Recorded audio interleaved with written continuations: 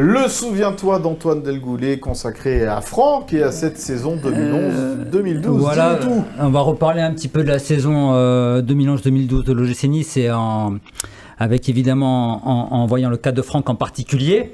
Alors toi Franck, tu étais arrivé, on va peut-être voir les images où tu signes, le jour où tu signes, donc c'était voilà, avec Éric Roy. Avec René. Oui. Et avec le président Jean-Pierre Rivière qui venait d'arriver au club. Ouais. Voilà. Et donc encore un peu de cheveux. Ouais.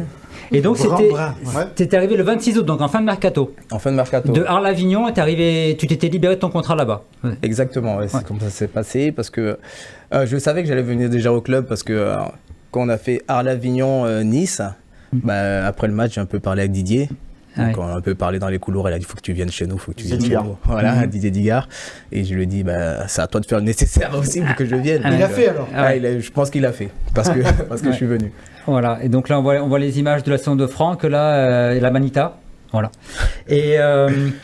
Et alors c'était une saison qui a été difficile, hein. On se rappelle que René Marsiglia a pris la succession d'Éric Roy le 15 novembre, que Nice est sauvé sur un match à la dernière journée à Lyon en gagnant 4-3 sur ce fameux but d'Esmaël Gonçalves. Voilà, toi t'étais resté sur le banc ce match-là, alors que tu avais joué quand même quasiment tous les matchs, sinon jusque-là. Après Franck, tu fais une saison fort correcte quand même, tu joues une trentaine de matchs, tu marques 4 buts et tu fais pas mal de passes D.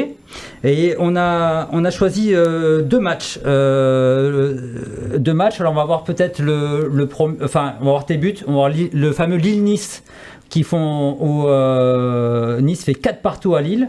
Et là, tu es servi 2 fois par Moulungui pour 2 buts. Raconte-nous un peu ce... Déjà, je suis surpris que Moulungui me fasse une passe D. Il n'a pas fait grand-chose à Nice. Parce qu'Éric avait tendance à se la jouer un peu perso. Donc non, mais c'était un match. Mais d'ailleurs sur cette occasion il a joué seul. Il a joué seul. Là c'est pas une passe D là. Ouais. C'est moi qui suis l'action. Opportuniste. Voilà. Mais Eric c'est un joueur qui avait beaucoup de qualité.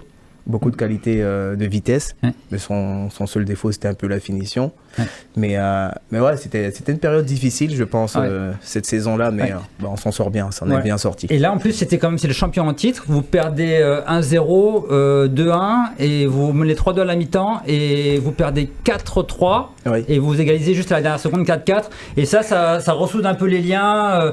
C'était au mois de décembre. Avant la trêve, et René, tout ça vous a un peu donné de la force pour la seconde partie de saison. Ça nous a donné beaucoup de force parce qu'en ce moment, en plus, Lille, c'était une grosse équipe. Ils avaient une très bonne équipe. Il y avait Eden Hazard, il y avait Ashley Cole. Non, Ashley Cole, c'est bien ça, Ashley Cole. Non, Joe Cole. Je pense que là, ils avaient vraiment la team avec Gervinho et tout ça. C'était vraiment, vraiment difficile.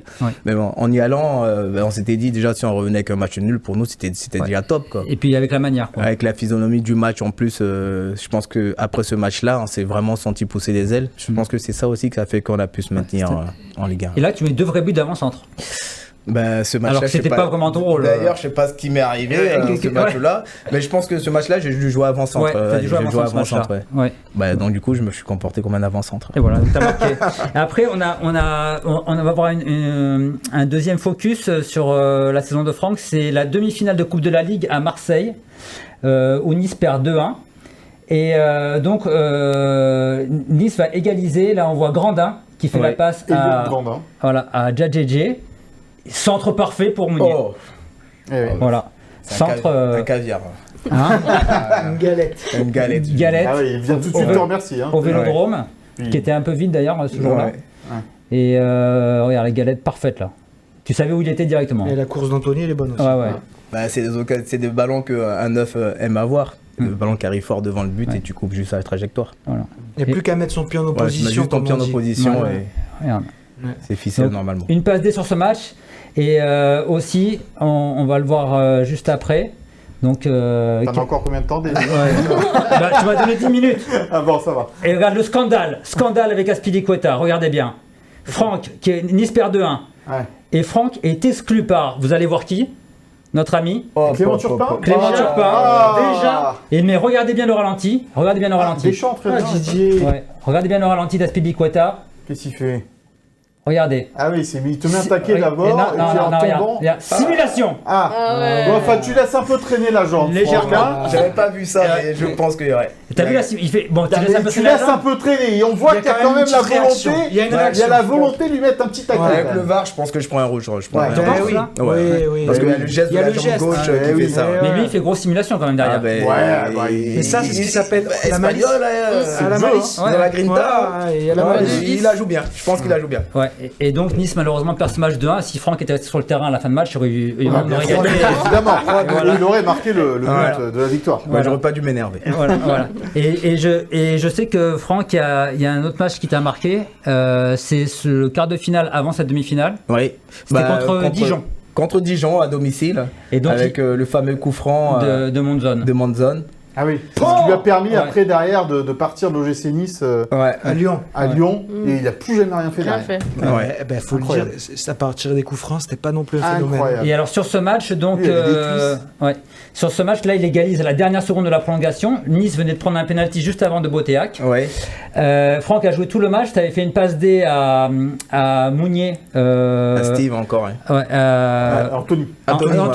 Mounier, pardon. Ouais, parce que Steve c'est tellement de clubs, avec tellement de Mounier qu'il sait plus. Avec Anthony de la tête, tu avais fait une passe D pour le premier but, l'égalisation. Et après, donc Nice égalise à la dernière seconde des prolongations et gagne au tir au but. On gagne au tir au but, Voilà. Donc un bon souvenir pour toi. Très bon souvenir. Bon, ça c'était pour ton passage à l'OGC Nice, mais comme on le disait tout à l'heure, et on te charrie un peu avec ça, c'est vrai que tu as fait beaucoup de clubs. J'ai compté 17 clubs dans ta carrière professionnelle. C'est pas voulu. Non. Raconte-nous comment on en arrive à jouer dans 17 clubs à un moment donné. Tout a commencé de mon départ de Nice en fait. C'est à partir de là, oui, parce que jusque-là, formé au Paris Saint-Germain, Brest, Grenoble, Strasbourg, enfin non, tu me dis ça, mais attends, regarde, formé au Paris Saint-Germain, puis à Brest, puis à Grenoble, puis à Strasbourg, puis à Vannes, puis à Arles-Avignon avant Nice. Donc t'en avais fait quelques-uns déjà. Prêté. Oui, prêté. Prêté à Brest, ensuite prêté à Grenoble. Donc t'étais un jeune joueur. J'étais un jeune joueur, j'avais besoin de temps de jeu, donc Paris à cette époque-là prêtait leurs joueurs et puis pour s'aguerrir un peu, ensuite revenir un peu plus fort.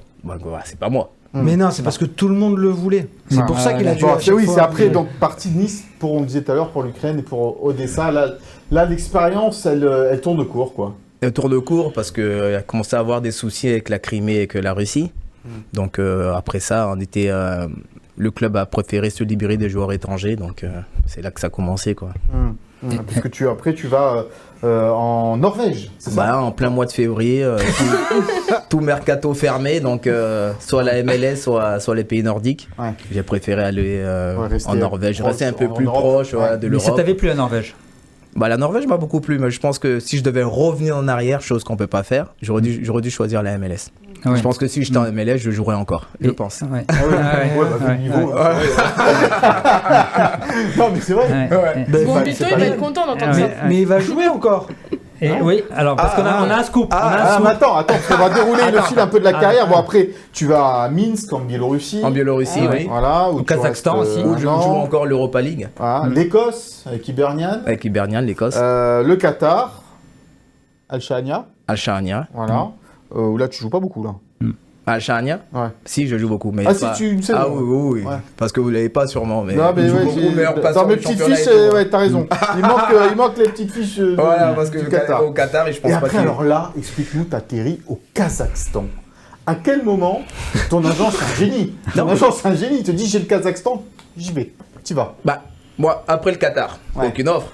Du coup, parce que tout le monde dit qu'après le Qatar, retraité, etc. et tout ça. Donc, je jouais pour le plaisir, comme ça, foot le dimanche, ici à Chalerman, tranquille. Et puis, j'ai un pote qui me dit, ça te dirait pas de jouer? Je dis, jouer où? Au Kazakhstan. Il me fait, mais j'irai jamais là-bas. En plus de ça, je venais à peine de me blesser, justement, en jouant comme ça pour le plaisir. Il me dit, non, même blessé, ils te prennent. Ils avaient des ronds. J'ai dit, mais je suis blessé. Il me dit non, ils te prennent. Ils disent pas de test et tout, ils te prennent direct. Je vais là-bas, du coup, en stage en Turquie, j'arrive blessé. Ils me disent on signe de suite. Je fais mais pourquoi? Non, t'as déjà vu sur YouTube, t'es pas mal, on te prend. Donc du coup, je suis allé là-bas, j'ai fait 2 ans au Kazakhstan. T'as joué Pavlodar, Et il y a Kizilorda. Voilà, c'est ça. Pavlodar, pardon, c'est Irtych, le club s'appelle. Irtych, Pavlodar, c'est le nom de la ville. D'accord. Et ensuite, je suis allé après à Kayser, et la ville, c'est Kizilorda. Et c'est des belles villes? Pavlodar, ça va un peu parce qu'il y a des Russes. Donc c'est un peu kazakh et russe. Et l'entraîneur, c'était Borat. C'est ça? Au Kazakhstan. Et après, Kizilorda, c'était un peu plus dur. Parce qu'il n'y avait que des Kazakhs là-bas, des vrais Kazakhs, c'est des typés, des typés asiatiques et tout ça. C'était un peu plus compliqué là-bas parce qu'ils ne sont pas habitués à avoir des personnes assez exotiques comme ça. Et t'étais payé en temps et heure dans tous ces pays-là? Non. Ouais, voilà, mais t'étais payé. Mais je t'ai payé parce qu'au final, ils comprennent que si t'es pas payé au bout de 3 mois, t'as des sanctions. Donc finalement, ils te payaient quand même. Et tu disais quand même que là-bas, c'était spécial pour des gens de couleur. Des étrangers, c'était compliqué parce que vu qu'ils sont pas assez ouverts au monde, donc t'es un peu différent d'eux, ils te prennent en photo à ton insu. Mais c'est normal entre guillemets, non, mais ils ont jamais vu. Ils sont surpris. Bah, tu surprends quand tu rentres dans un restaurant, tout le monde s'arrête de manger, te regarde. Oui, ça doit être pas facile à vivre au départ, ça. Au début, il faut s'y habituer, quoi. Il faut s'y habituer, mais après, au bout d'un moment, c'est énervant, quoi. Tu dis, mon sang, il est rouge comme vous, c'est bon, arrêtez, quoi. Et il n'y avait pas d'autres joueurs de couleur qui jouaient dans le si, on était deux. Il y avait Mathias Coureur, un Français aussi, qui a été pro à Nantes. Et non, mais est-ce que ça allait plus loin que ça? Est-ce qu'on pouvait parler de racisme aussi à ce moment-là ou pas? Ou ça s'arrêtait à ces gestes? Non, moi, c'était même pas du racisme. Pour moi, c'était de l'ignorance. C'est vrai, ils sont ignorants, ils découvrent en fait. C'était voilà, ils ont jamais vu de noir. Ils te posent des questions. Tu viens d'où? Tu dis la France. Ils disent c'est pas du tout la France, c'est pas possible. Tu viens d'Afrique. Pour eux, en France, il n'y a pas de noir. Ils ne comprenaient pas. Ils te posaient des questions. Est-ce que des voitures chez toi? Est-ce que tu vis dans une cabane? Ils posaient des questions comme ça. Là, oui, mais c'est des pays où la culture n'est pas très poussée. Donc pour eux, un noir, c'est l'Afrique, c'est le tiers-monde. C'est ça. C'est plein d'amalgames et de clichés. Donc du coup, moi, pour ne pas trop discuter, on me demande tu viens d'où? Je suis américain. Comme ça, il ne pose pas de questions. D'où le maillot de Comme ça, il ne posait pas de questions. L'ancien meneur des Lakers.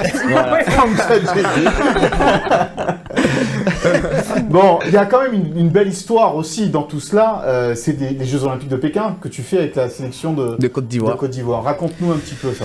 Ben ça, pour moi, c'était une période très importante et qui reste gravée un peu dans ma carrière, parce que mon premier match en fait des JO, c'était contre l'Argentine de Messi, et ils avaient ramené l'Armada. Il y avait Riquelme, il y avait Di Maria, il y avait Agüero, il y avait Mascherano. Tout de suite, on finit champion du monde. Match très difficile, très difficile, parce que en fait dans le tournoi, on perd contre l'Argentine et contre le Nigeria, les finalistes. Donc je pense qu'on n'a pas été ridicule, je pense. Groupe de la mort, vous étiez. Groupe de la mort, voilà. JO sans public là, c'était. Non, c'était 2015. Il y avait du public. Et à signaler que Franck a été champion d'Europe avec l'équipe de France U19 avec Lloris. Avec Lloris, mon collègue de chambre. Parce qu'on a fait toutes les sélections de jeunes ensemble, on était souvent dans la même chambre. En U19 pour toi. Il avait un sacré forfait téléphonique, à l'époque. Je lui piquais son téléphone pour passer des coups de fil. Il t'attend peut-être en MLS. Peut-être qu'il va en MLS. Voilà, la boucle est bouclée. En plus, il a joué à Los Angeles, c'est parfait. Avec Giroud, que tu connais très bien aussi, Olivier Giroud. Avec Giroud aussi, que j'ai connu à Grenoble aussi. Bon, voilà, t'as qu'un coup de fil à leur passer, je pense que là-bas. Là-bas, tu vas faire. Les bras ouverts, parce qu'après, c'est vrai que tu t'étais amusé un peu à Cannes. Mais il y a le transfert. Et à Cap d'Aille aussi. À Cannes, j'ai pas beaucoup joué parce que c'était un peu la période du Covid. Et ensuite, à Cap d'Aille, pareil, entre boulot et puis jouer, c'était un peu compliqué, donc j'ai pas beaucoup. Et là, maintenant arrive le scoop. Voilà. Le scoop, c'est que quoi? Il re-signe à l'OGC Nice. Eh ben voilà. Ça aurait pu faire un indice quand même. Je suis le nouveau numéro 9, Voilà, on n'a pas trop voulu le dire, mais c'est le nouveau numéro 9. C'est pour la réserve en départemental. Départemental le plus bas. 5. Parce qu'il faut expliquer. Plus bas, c'est le FSGT du lundi soir. Non, c'est comme Idialement Ivanov, plus bas, c'est le handball. Non, parce qu'il faut expliquer que Nice n'est pas reparti en Régional 1, n'a donc plus de réserve et était obligé d'avoir une réserve pour que la Ligue 1 puisse continuer à. Pour avoir ton numéro d'affiliation. Exactement, un numéro d'affiliation. Et donc, le club a été obligé de créer une équipe réserve, mais donc il repart au plus bas.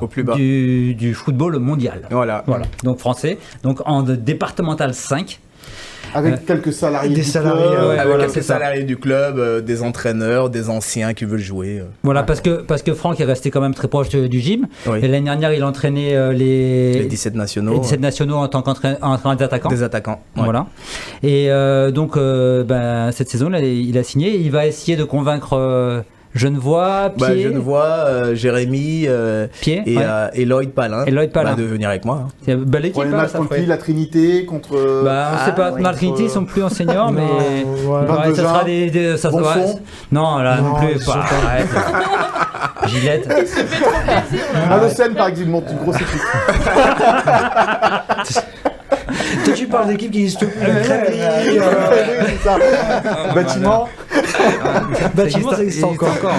Ouais. Non, mais tu vas t'amuser. On va rechausser les crampons, ça va être sympa. C'est combien la prime de match? Non.